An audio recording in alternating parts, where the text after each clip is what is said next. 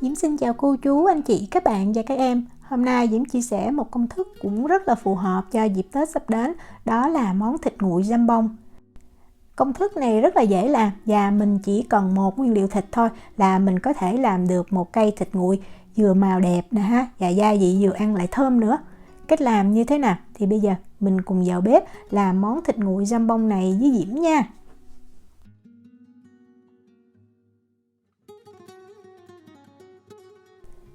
Nguyên liệu thịt duy nhất hôm nay mình cần đó chính là một cái giò heo. Cái giò heo này á, nếu mà chưa có lóc xương á, thì nó là khoảng 1,6 kg ha. Giò heo này á, bây giờ mình mang đi mình rửa. Thì cái da nếu mà nó còn lông á, thì mình dùng dao la mình cạo ha. Cái đùi này thì Diễm mua nó cũng đã làm rất là sạch rồi. Vì vậy Diễm chỉ xả nước mát và Diễm cạo sạch cái phần da ở bên ngoài thôi.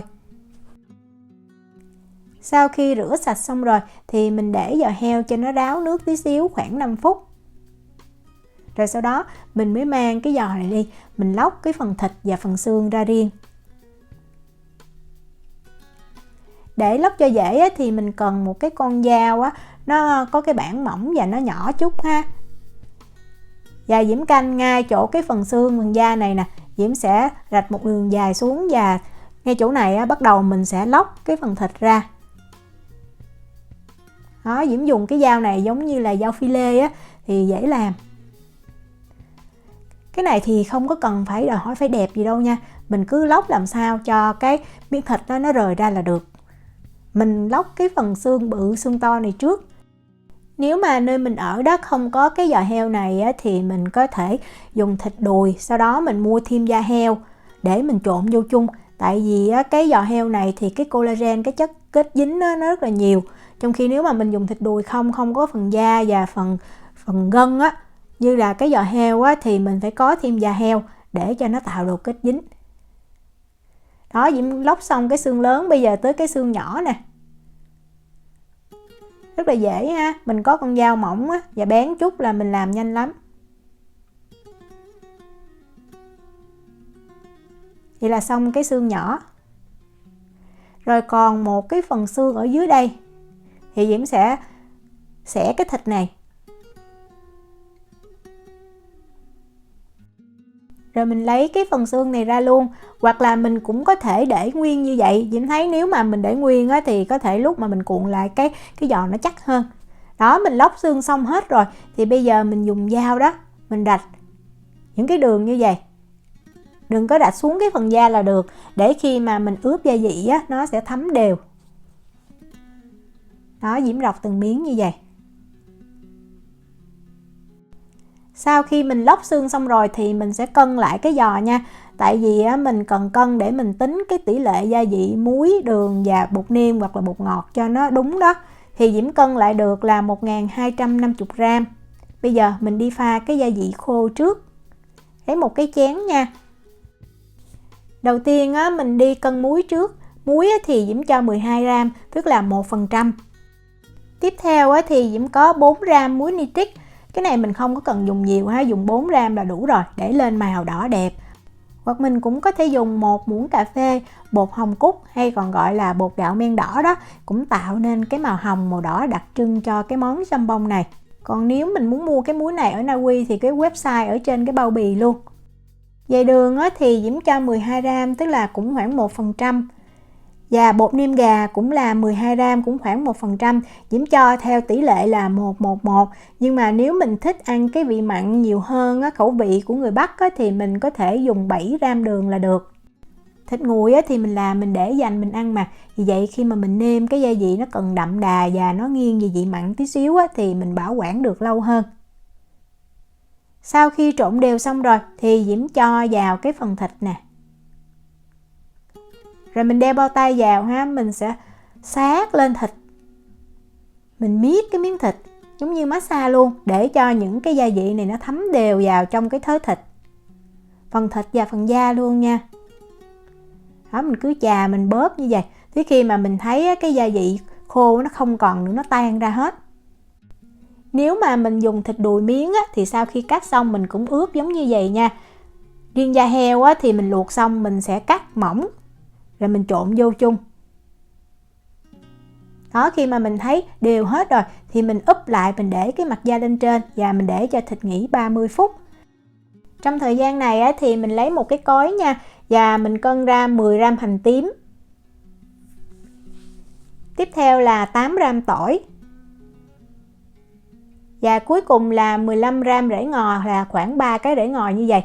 Rồi bây giờ mình sẽ giã tỏi nè, hành và rễ ngò này ra cho nó nhuyễn. Đó, giã nhuyễn như vậy là được.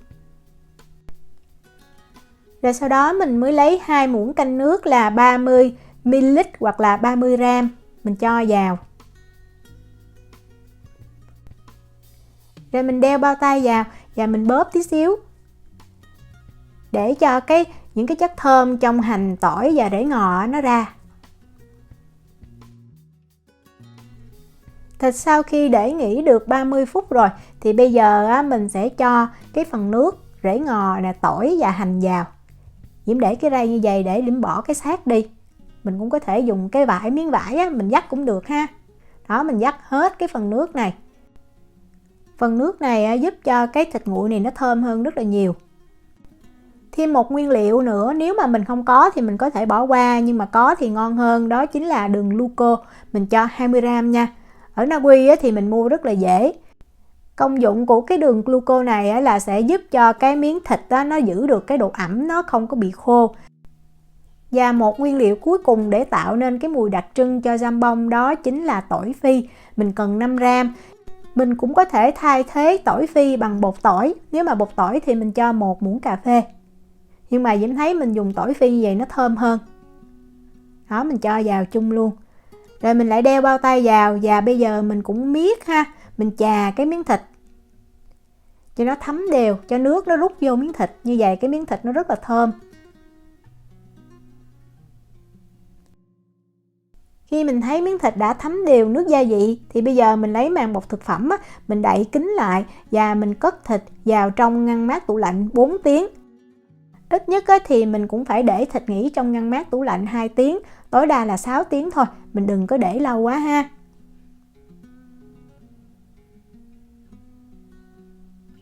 Đây là thịt mà Diễm đã để trong ngăn mát tủ lạnh được 4 tiếng nè. Bây giờ mình sẽ cuộn cái thịt này lại. Thì Diễm có ở đây là một cái tờ giấy nhôm có kích thước là 40 x 60 cm và tờ giấy nướng bánh có kích thước là 20 x 30 cm. Tờ giấy nướng bánh này có tác dụng là giúp cho cái miếng thịt khi mà mình hấp xong nó không có bị dính vào cái giấy nhôm.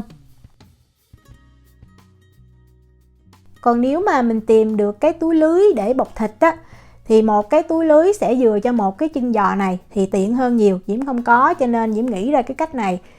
Có cái túi lưới thì khi mà mình cuộn cái thịt nó sẽ chặt hơn. Trong khi mình cuộn như vậy thì mình phải cuộn cho chặt tay tí xíu, nhưng mà Diễm thấy mình làm đơn giản như vậy vẫn ngon, không có sao hết. Đó, mình sẽ tém cái miếng thịt lại một chút rồi mình cuộn lại thôi.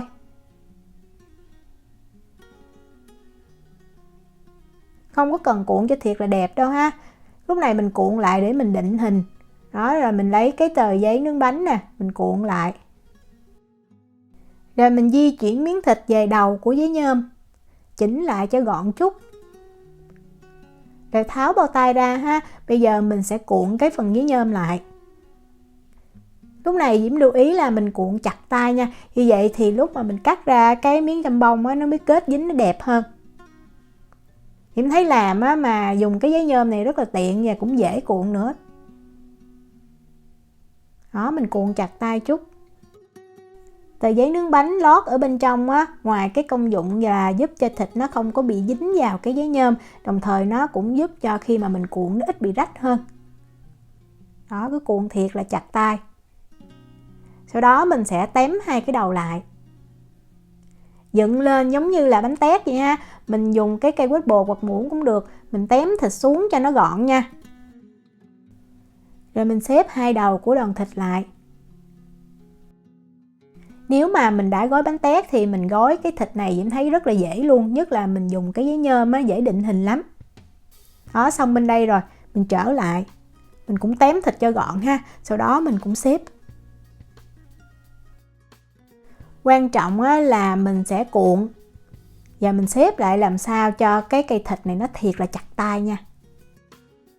Rồi sau đó mình sẽ dùng dây cô tông để mình cột. Cái dây này nó có kích thước là 2 mét và mình sẽ chập hai cái đầu dây lại, sau đó mình kéo cho nó so le thì cái phần so le khoảng 20 cm. Cái cách cột dây này thì Diễm đã chia sẻ rất là nhiều lần rồi. Lần đầu tiên là ở video bánh tét ha. Diễm thấy cột dễ, nhanh, gọn.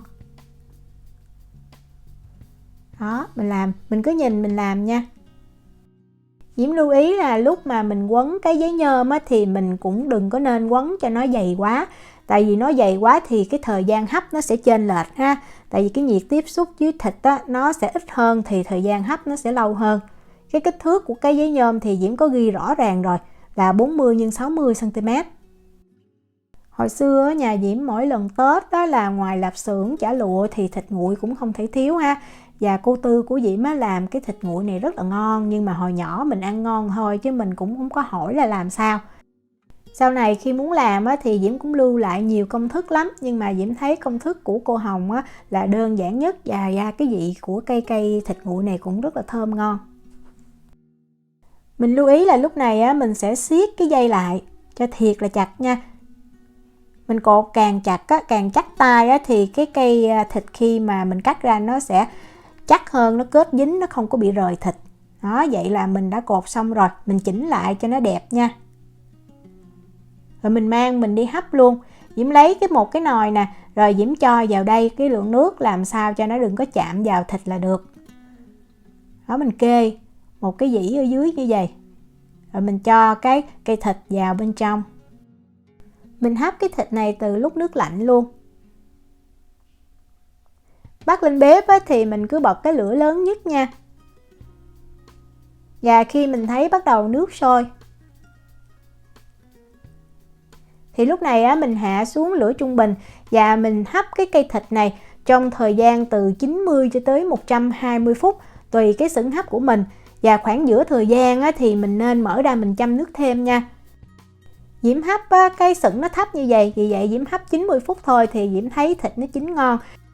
Để đảm bảo mình có thể dùng cái que tre mình xiên vào, nếu mà mình thấy cái thịt nó không có chảy ra cái nước màu hồng là thịt nó đã chín. Mình nhắc khỏi bếp và mình để cho cái cây thịt này nó nguội hoàn toàn. Cái này là Diễm để nguội qua đêm luôn đó. Khi mình để nguội thì nó sẽ co lại chút nè. Mở ra ha. Do thịt mình lóc xương và không phải miếng da nguyên vẹn đó, vì vậy nó không có bao hết cây thịt, nhưng mà thật ra nhìn cũng rất là đẹp luôn. Để Diễm cắt ra cho mình xem.